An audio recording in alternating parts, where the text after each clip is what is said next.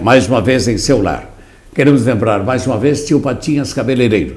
Você sabe que hoje a presença da pessoa, do cidadão, da senhora, da senhorita é importante. O visual é importante hoje. Por isso que nós temos Tio Patinhas Cabeleireiro, localizado na 24 de dezembro, 948, pronto para atender você, né? Todos os serviços que deixam a mulher mais bonita e o homem mais apresentável está lá com o Tio Patinhas. E lembrando mais uma vez, SEMI, Centro de Especialidade Médica. Como todos sabem, Marília, como todas as cidades do estado e do Brasil, tem carência de médicos, né? Pessoas ficam 3, 4, 5, 6 horas numa fila esperando ser atendido. Já no SEMI, os 3 de Marília, lá no Santa Antonieta, na rua João Martins Coelho, na Rua América, localizado no centro de Marília, ao lado do Príncipe Micasa, e na Rua Gabriel Gebra, 39, no sul de Marília, lá na zona sul de Marília, pegando ali Nova Marília e adjacências. Então, nesses 3 lugares, você tem médicos especializados com hora marcada para atendimento a partir de R$90 só. Cada médico na sua especialidade. Você é um médico que da pele, né? Você quer um médico de outra doença que você às vezes tem que se curar.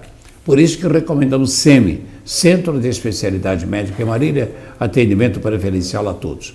E lembramos mais uma vez do nosso amigo Paulinho Rações, localizado em Marília, lá na rua João Martins Coelho, não. Ele está localizado lá próximo do supermercado Cavacame, em Marília, ou seja, na zona sul de Marília, exato, lá na João Abalho. Então você será muito bem atendido, você tem a ração para o seu cãozinho, o seu gatinho, o seu animal, através de um serviço maravilhoso do nosso prezadíssimo Paulinho Rações.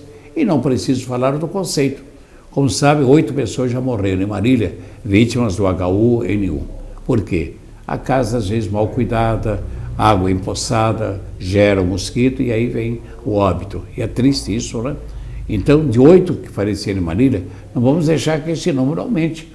Por isso, quando você precisar, né, de um atendimento especial, etc., lá está o nosso amigo Paulinho Rações para atendê-lo. E lá está Conceito, onde você será muito bem atendido. Conceito, endereço número 200, na rua Coronel Galdino. Nós convidamos hoje, não é, para estar conosco o nosso prezadíssimo professor Juvenal de Aguiar. É uma pessoa que vive intensamente o dia a dia, os debates, a luta incansável pelas lideranças, como no caso, os professores. Editor de 3 livros, Jesus, Plano Divino e Espíritos Iluminados. Aqui é um texto ecumênico, né? O texto foi escrito em poucas horas, sob estranha inspiração. Se eu fosse espírita, acreditaria que foi ditado por algum tempo algum espírito iluminado. Um outro livro lançado pelo Juvenal, Genocídio Educacional no Estado de São Paulo. Provérbio bíblico, ensina a criança no caminho em que deve andar, e ainda, quando for velho, não se desviará dele. Muito bom livro do líder. E um livro para as crianças, Estripulias do Sapequinha e do Chimbiquinha. Muito bem colocado. E ele está tendo uma atuação muito grande, fazendo alerta sobre a questão da aposentadoria, que tem sido hoje o grande tema, o grande debate. Porque a aposentadoria significa o ocaso da nossa vida. Nós temos então as 3 fases da vida, que é quando a gente nasce, quando a gente tem o labor, ou seja, tem forças para o trabalho, e o ocaso da vida que vem a aposentadoria, não é? E eu gostaria que o professor Juvenal nos explicasse a criação, o debate da Previdência está errado, é uma signa, não é? Muito obrigado, professor Juvenal, por estar presente hoje no Momento Marília. Ok, muito obrigado, Wilson. Boa noite, meus colegas professores, a Sociedade de Marília. Como viram, eu não sou especialista em previdência, não sou especialista em aposentadoria, embora conheça profundamente a aposentadoria dos professores. Mas eu venho aqui, Wilson, com uma certa revolta, com uma certa frustração, porque a gente vê nos jornais todos os dias de como vai ficar a aposentadoria daqui para frente.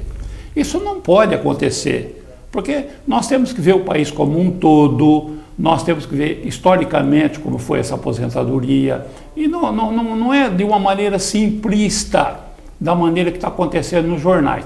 Você pega um jornal, olha bem o que está acontecendo. Cada dia os jornais trazem matérias diferenciadas. Lá no Congresso tem um projeto que nós tivemos a consciência de procurar o projeto, dar uma olhada. Eles colocam a aposentadoria para os brasileiros com 65 anos de idade, limite. Quer dizer, a pessoa tem que trabalhar até os 65 anos para ter a sua aposentadoria. E o pior, eles estão querendo acabar com a diferença entre homens e mulheres. Isso também é uma barbaridade.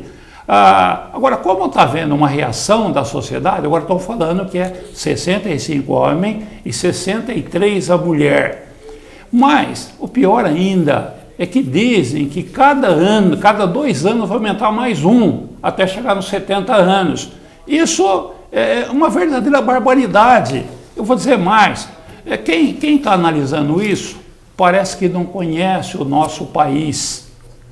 Se nós pegarmos, por exemplo, algumas regiões do Nordeste, vamos falar de Alagoas, por exemplo. A média de vida de Alagoas é menos de 65 anos. Se não houver um debate expressivo, quer dizer que lá em Alagoas não é para ter ninguém aposentado daqui para frente, tá? Em alguns estados do Nordeste a situação permanece do mesmo jeito. Aqui mesmo, entre nós, tá? A nossa média de idade é próxima de 70 anos. Quer dizer, a pessoa vai se aposentar daqui a 10 anos só com 70, então não vai ter mais aposentados. Então, tudo isso eu acho que é um problema muito sério. Por isso, Wilson, eu tive a petulância de vir aqui e tentar conversar isso historicamente. Eu, embora todo mundo me conheça como uma espécie de um líder dos professores, sou sempre na defesa do professor, sempre através de artigos, mas a história da Previdência é uma história muito complicada.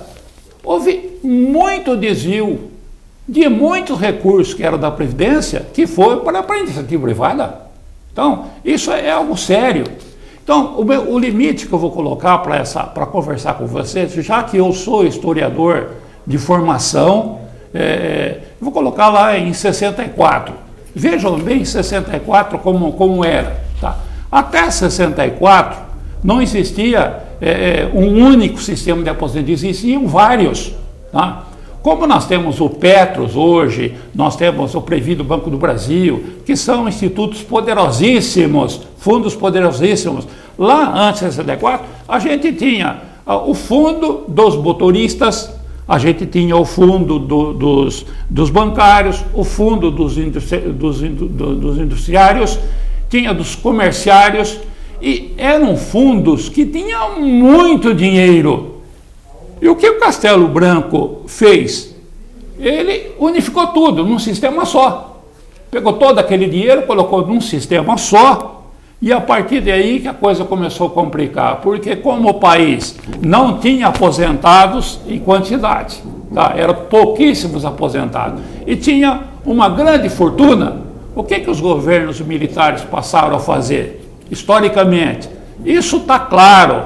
Se pegarmos a CPI da Previdência, que foi realizada em 1979, cujo presidente foi Adhemar de Barros Filho, como deputado federal. Lá ele procurou mostrar claramente o desvio do dinheiro. Quer dizer, tudo que tinham contribuído até aquele momento acabou indo para a infraestrutura do país. Reformaram as rodovias, reformaram os portos, os aeroportos, fizeram a Castelo Branco, fizeram a ponte Rio-Niterói, fizeram a Itaipu. Quer dizer, lá, quando estava fazendo Itaipu, acabou o dinheiro da Previdência. Não tinha mais dinheiro na Previdência. Agora, dizem aqueles que estudam a Previdência que foi gasto no equivalente a hoje a mais de 500 bilhões de reais da Previdência. Ora, se nós tivermos todo esse dinheiro de volta, a situação muda de figura. E eu faço até uma indagação, porque eu vejo, amigo espectador, eu vejo claramente por que a gente não vê. Por exemplo, se lá a ponte Rio-Niterói foi construída pelo dinheiro da Previdência, por que parte do pedágio não pode vir para a Previdência? Se Castelo Branco, parte dela foi construída com dinheiro da Previdência, por que parte dos pedágios também não pode vir? Por que Itaipu foi construída? Parte do dinheiro da geração de energia elétrica não pode vir para a Previdência, para a aposentadoria especificamente. Tá? Então, tudo isso são indagações que nós fazemos. Por isso o debate está errado por aí. Porque não é simplesmente falar, não, temos problema, tá? Vamos aumentar a alíquota. Qual a alíquota que estão prevendo? Hoje o trabalhador está pagando 11%. A previsão é que vai aumentar para 14%. Então, aumenta 14%, aumenta a idade, tudo isso, quem vai pagar a conta? É o trabalhador, é o empresário que também tem que contribuir para o sistema. Tudo isso, a gente não pode deixar que as coisas fiquem apenas no debate de índice, de idades, etc. Outra coisa, Brasília, tá? Também existia a Previdência Pública e grande parte do dinheiro da Previdência foi para a construção de Brasília. Ou seja, desviaram totalmente o dinheiro, tá? Até que acabou o dinheiro. Agora, quando acaba o dinheiro, a gente vai jogar isso para o trabalhador, avançando um pouquinho os Matos. A Constituição de 88, o que fez, os nossos congressistas aí, sobre a liderança do FHC, o que fizeram na Previdência? Colocaram a Previdência, 3 contas na Previdência. Um é a aposentadoria, um é assistência social e o outro é saúde, que toda essa área aí é a Previdência. Só que por uma penada, naquela época a gente tinha em torno de 4 milhões de trabalhadores rurais. Não estou falando que o proprietário rural não, porque o proprietário sempre contribuiu através do seu cartão, do seu talão de nota. Mas o trabalhador rural, ele nunca contribuiu para a Previdência. E de repente você coloca 4 milhões de pessoas, tá, dentro do fundo de aposentadoria. Quer dizer, agora eles falam que tem 89 bilhões de déficit o sistema de aposentadoria. Mas é só olhar quanto que é pago, quanto é gasto com o pessoal que nunca contribuiu. Por incrível que pareça, menos do que os 89 bilhões. Ou seja, quer dizer, dá uma conta para aqueles que não têm nada a ver. E se nós pegarmos a conta apenas daqueles que trabalharam e pagaram e daqueles que trabalharam, a Previdência ela não é deficitária. É deficitária por causa dos desvios que aconteceram. E nós não podemos, Wilson Matos, deixar o sistema caminhar por aí. E o que mais me deixa afoito, que me deixa de uma maneira bastante insatisfeito, é que a gente não vê esse debate em lugar nenhum. Esse debate ele não existe, parece que nunca aconteceu. Tá? Por quê? A iniciativa privada se apropriou daquilo que os aposentados contribuíram. E por que atualmente parte disso não pode voltar? Agora, tem a outra parte. E os grandes devedores? Se nós pegarmos aí, me desculpe, nós temos empresários maravilhosos, inclusive aqui em Marília, mas nós temos grandes empresários nesse país que devem verdadeiras fortunas para a Previdência. Ora, vamos arrecadar esse dinheiro tem que voltar para a Previdência, nós não podemos deixar desse jeito. Por outro lado, a assistência social e o problema da saúde no país, tem que encontrar recursos para isso. Então os congressistas têm que debruçar, encontrar uma maneira de pagar a conta e não simplesmente deixar o sistema cada vez pior. Exato. Aí você, Aguiar, você menciona esse desde agora. Então veja bem, estou vendo aqui através de um release, né? Sim. Que o dinheiro teria sido, como você mencionou, desviado para obras, né? Que foi a Ponte Rio-Niterói e Itaipu, que a gente não pode de forma nenhuma ignorar que se não fosse Itaipu, hoje nós estávamos sem energia elétrica. Né? Sem dúvida como nenhuma. A Argentina está lá sofrendo, né? Agora, a sua tese, a sua explicitação é de que a renda do investimento feito, digamos Itaipu, que deve ter uma renda fabulosa, né?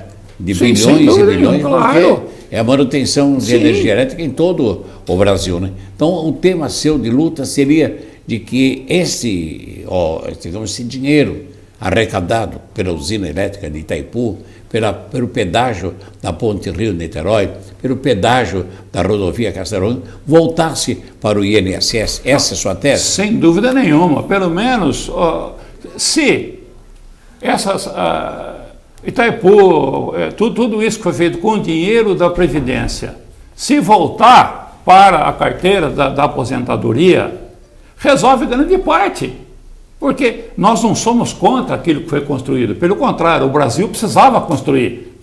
Castelo Branco precisa construir muito mais. Certo. Precisava construir lá em Itaipu, como todas as outras foram construídas depois.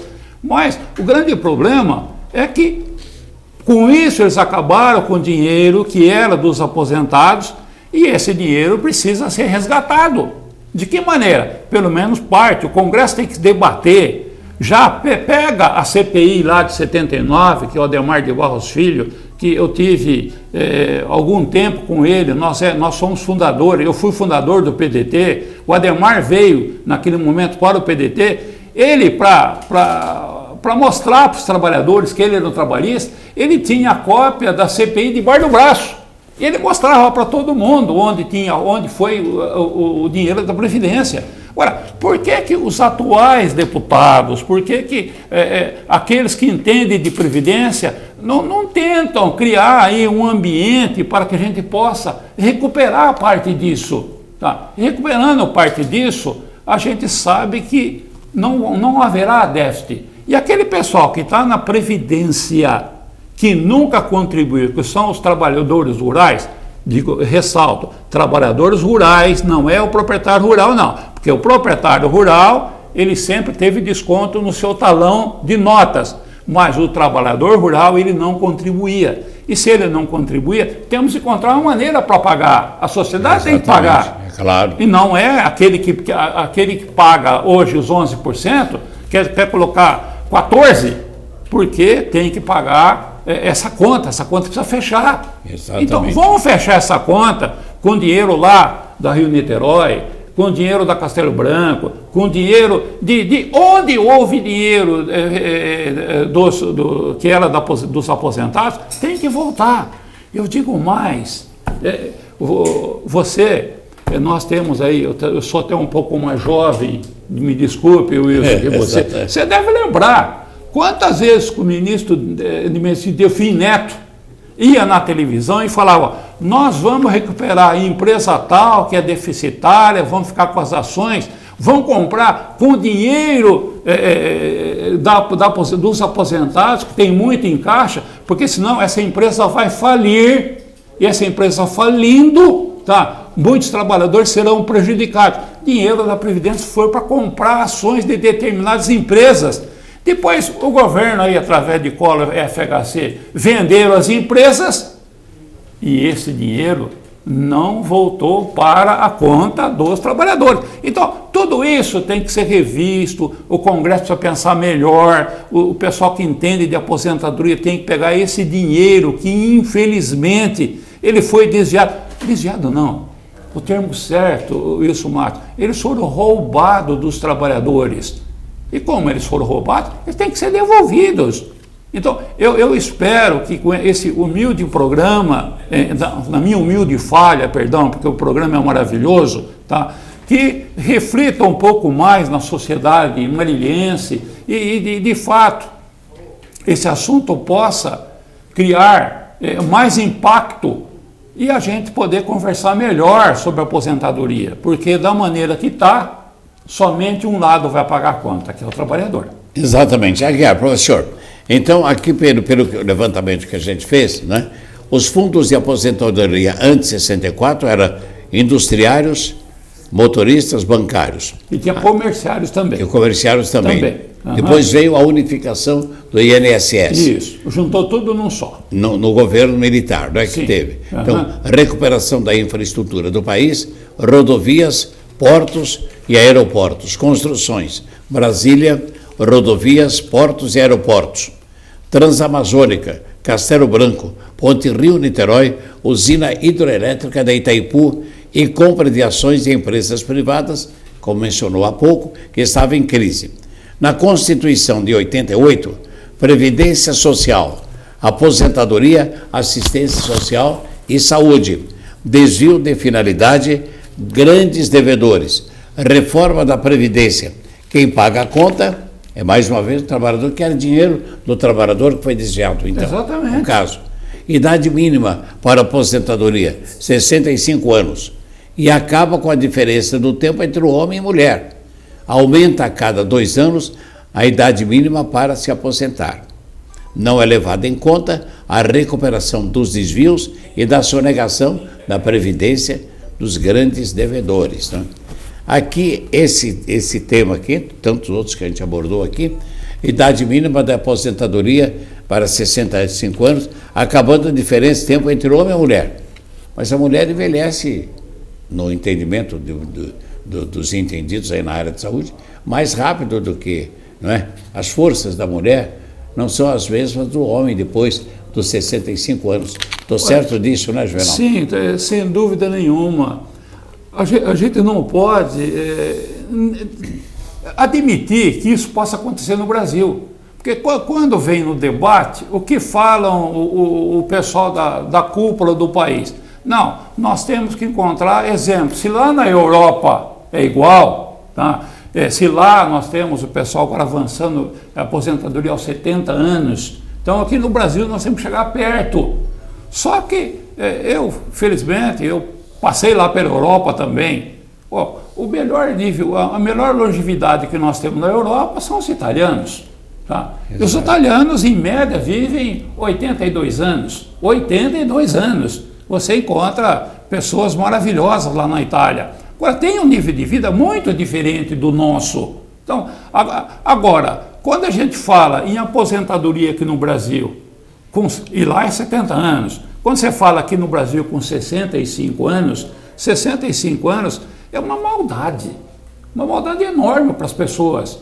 Você imagina, quando eu vejo os colegas, meus colegas professores, hoje, veja bem, hoje a professora, e dessa parte eu entendo bastante, a professora, ela se aposenta hoje, do ensino fundamental e médio, ela se aposenta com 50 anos.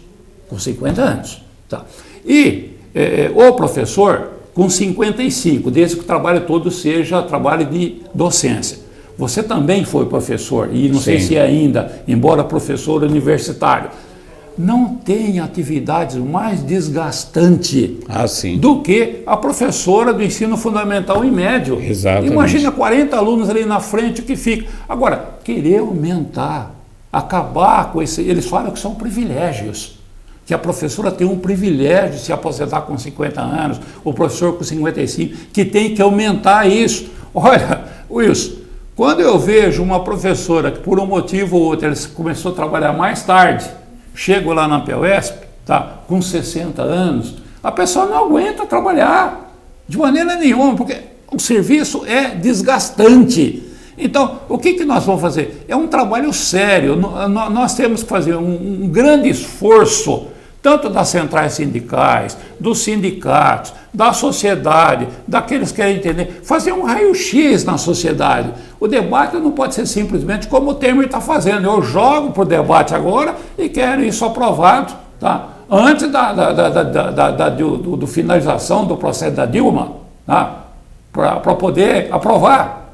Porque se isso não acontecer, provavelmente vai ser esticado para até o final do ano, até o ano que vem, ou coisa semelhante. Porque o debate não pode ficar simplesmente do jeito que está acontecendo. Por isso o artigo que eu escrevi a Previdência está no caminho, o debate da Previdência está errado. Exato. Está errado porque não tem recuperação dos desvios, está errado porque não leva em conta a faixa etária das várias categorias, não leva em conta a categoria que tem que se aposentar antes, não leva em conta estados do Brasil que, infelizmente, a população vive muito menos do que aqui no Sul. Tá? Tudo isso tem que ser pensado. Não pode chegar. Agora, inclusive, por uma questão de coincidência, amanhã existe atos no Brasil inteiro para ver se barra um pouco o negócio da Previdência e todos aí a perda dos direitos sociais que, infelizmente, o Temer está colocando tá? Em evidência. Amanhã é um dia, amanhã quer dizer dia 10, no Brasil inteiro haverá esse debate, só que eu só vi esse debate aqui muito pouco dentro da CUT, muito pouco da recuperação disso, um fala daqui, outro fala de lá, porque mesmo as centrais não tem um debate sério em cima disso. Então a gente cobra da sociedade como um todo, porque nós precisamos esclarecer de uma vez por todas, o Brasil não é igual à Europa. E se o Brasil não é igual à Europa, a nossa Previdência tem debatido nos termos do nosso país. E jamais pensar simplesmente, se lá na Europa eles é 70 anos, aqui também nós temos que chegar nos 70 anos. Tá?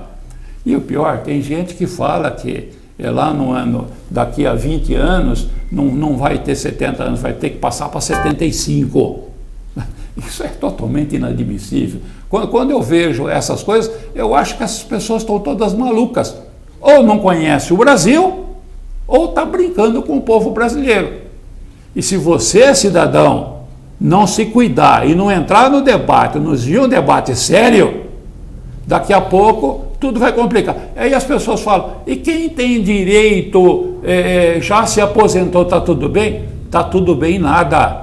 Se a aposentadoria cada vez mais deficitária, eles vão diminuir o valor da pensão. Isso aconteceu na Argentina. Tá? Assim que houve o problema na Argentina, diminuiu-se a aposentadoria de todo mundo. A pessoa ganhava X, passou a ganhar meio X. Tá? Isso não pode acontecer. Aí o debate foi, não, aqueles que têm direito mantêm os direitos. Só que nós estamos num país que tem hora que eu acho que não é um país sério. E que muita gente acha também, porque não tem um debate sério. E, infelizmente, além de tudo isso, toda a corrupção que teve no país, em todas as épocas, tá? Desde 64 até hoje, e apenas querem crucificar um lado, e o restante está tentando fazer uma espécie de uma meia-culpa, e todo mundo quer acabar com a Lava Jato. Não pode, de maneira nenhuma. Tem que pegar todos os corruptos, todos, seja de que partido for. Se for do PT, que seja do PT, se for do PMDB, que seja do PMDB, do PSDB, que se for do PP também, se for do PMD, todo mundo meteu a mão no dinheiro público, devolve o dinheiro público e tem que ser penalizado. Mas o que está passando? Você pega os jornais de hoje, mostrando que estão querendo fazer de tudo para acabar com o processo. Quer dizer, penalizaram o grupo do Lula e agora não querem ser penalizados. Exatamente. E o dinheiro da Previdência foi pelo mesmo barco. Quer dizer, se você pegar os outros textos, tá? O desvio aí do PIS, do PASEP, aquelas outras contribuições sociais que tem, tá? Existe o texto lá do Banco da Previdência que mostra para nós que em menos de 10 anos foram quase 500 bilhões de reais desviados. Tá? Então, ou a gente faz um trabalho sério na recuperação e trabalhador. Eu sou professor, me considero também um trabalhador, trabalhei a vida inteira, trabalho até hoje, e nós não podemos pagar essa conta. E você, se aqui em Marília tiver uma grande movimentação, venha para a movimentação. Porque, senão, você simplesmente vai ser prejudicado mais uma vez. Tá muito bom. Muito obrigado, então, professor. O tema é realmente, não contencioso, mas ele é de debate amplo, porque envolve uma série de problemas do passado, de 20 anos atrás, infelizmente, talvez hoje o governo atual não tenha condições de, digamos, de recuperar esse dinheiro aplicado em outras obras, etc. Seria facilzinho, né? Nós sabemos muito bem que é facinho você resolver o problema do Brasil. Chama-se imposto único. É só você colocar esse imposto único de 1 ou 2% sobre a renda, o dinheiro já vem imediatamente para o governo, sem ir para o empresário e depois voltar. Será que volta para os cofres da União? É a pergunta. Mas quando se fala nisso, todo mundo fica arrepiado. É o caso do CPMF, ou seja, aquele imposto, né, de 0,38%. Ora, é tanta demagogia que se faz em torno disso, não é, que deixa a população. O Lula tentou recuperar o CPMF, né, que se cobra 0,38%. Aí veio aquela briga danada, mas a briga por quê? Mas acontece o seguinte, que um operário, R$100 que o operário vai pegar no banco, ele tem que deixar 38 centavos lá, é um pão que ele mais 38 centavos só. Fizeram a guerra, mas por quê? Não precisa ser nenhum Einstein, nenhum Rui Barbosa para saber. São as grandes empresas, que 0,38%, ou seja, 38 centavos de cada R$100, isso aí não abala, por mais pobre que seja o trabalhador, 38 centavos se é para o bem da pátria, ele não vai brigar.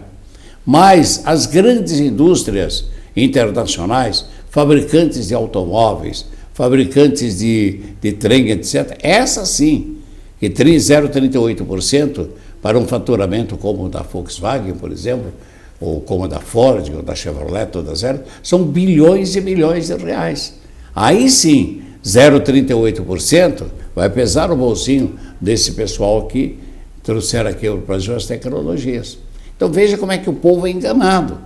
Por que eles falam que só o trabalhador vai perder 38 centavos, que é um pão hoje, de cada R$100? Por que eles não falam que as grandes indústrias, né, Toyota, Honda, etc., que faturam bilhões, então 0,38% de bilhões, aí é uma importância grande, mas ninguém fala isso. Chega para o coitado do operário que está lá sem saber muito entender, me diz uma coisa, você já pensou, você vai ter que pagar o CPMF, rapaz? Verdade é. O Lula tentou voltar, mas não conseguiu, porque o argumento é sempre o coitadinho do empregado, você vai perder 38 centavos de cada R$100, você vai deixar de comer um pão por mês. Ora, por que não vão lá nas grandes indústrias automobilísticas e os bilhões que eles mandam? E vem uma pergunta, né, Juvenal? Quantos bilhões são enviados para as matrizes? Sem dúvida nenhuma. As matrizes das indústrias japonesas, das indústrias alemãs, das indústrias italianas, das indústrias americanas. Quantos bilhões? Ninguém nunca fez digamos, uma contabilidade para dizer quanto que vai de dinheiro para esses países. Agora, vê uma coisa que parece simples, porque infelizmente quem paga a conta aqui é o trabalhador e a classe média. Exatamente. O trabalhador e a classe média. Eu vou dar um exemplo. Se nós temos o nosso carro, 4% dele vira IPVA. Tá? Todos os anos. Exato. Agora, por que um iate não tem IPVA? Um iate que custa alguns bilhões não tem IPVA. Por que um helicóptero não tem IPVA? Por que um avião não tem IPVA? Veja bem. Deveria ter, né? Nós não queremos que uma máquina agrícola que produz produtos agrícolas vai pagar IPVA. Mas, iates, os impostos sobre as grandes fortunas, precisa acontecer. É aí que está, por isso. E agora não, isso não acontece. Mas tem que aumentar a alíquota de 11% para 14%. Esse é o país que nós temos. Porque quando Charles de Gaulle veio no Brasil, você deve lembrar. Sim, claro. Ele falou que o Brasil não era um país sério. Eu era mocinho na época, me indignei, fui para a rua, fizemos até passeata contra isso, porque um francês dentro do Brasil dizendo que nós não éramos sérios. Exato. Olha, eu estou hoje com 69 anos. Eu estou começando a achar, tardiamente, que o Charles de Gaulle tinha total razão. Exatamente. Por que os debates não são sérios nesse país? Tá? Então, eu estou praticamente encerrando aí o comentário. Mas se você permitir, vou falar um pouquinho dos professores. Só um pouquinho, porque eu acho que Sim, certinho, exato. Marília, a nossa briga maior é pela educação pública, que teria que dar uma sociedade melhor. Só que, infelizmente, os professores da rede estadual de ensino do estado de São Paulo são sacrificados o tempo inteiro.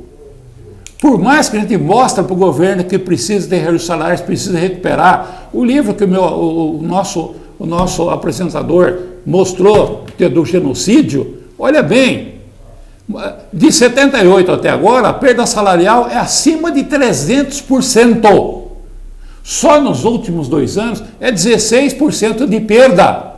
E agora nós da POSP simplesmente mostramos para o governo. E o governo fala, não tem dinheiro. Acabamos de entrar com uma liminar pedindo na justiça que se cumpra a Constituição Federal, porque lá a Constituição Federal determina que o reajuste tem que ser todos os anos. Se cumpra a Constituição Estadual, que determina, tá? Todos os anos tem que ter reajustes específicas.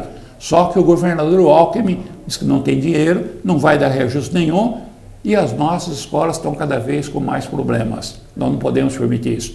Então, população, muito obrigado aí, muito obrigado, Wilson, por nos dar esse espaço. Nós que agradecemos. E a gente agradece a todos. E, população, mais uma vez, se você ficar quietinho, você vai pagar de novo, e o pessoal que roubou tudo vai continuar na boa. Obrigado, gente. Muito obrigado, senhor Juvenal Aguiar, falando assim sobre um assunto muito importante, que é a aposentadoria, que já tem sido e está sendo em muitos países um problema grave em muitos estados. O estado do Rio Grande do Sul, por exemplo, hoje do Rio de Janeiro, está com problema de pagar os aposentados. E são estados aparentemente ricos, não é? É isso que os estados do Sul são considerados a herança da monarquia portuguesa. E mais uma vez lembrando o sagrado rede da educação, forte nos resultados, competente na formação. Estude no Sagrado, unidades educacionais em São Paulo, centro-norte do Brasil, províncias do Paraná e vice-províncias do Sul. Colégio Sagrado em Marília, na Avenida Nelson Spillman, na esquina da Rua Paraná. Momento Marília volta em meio minuto.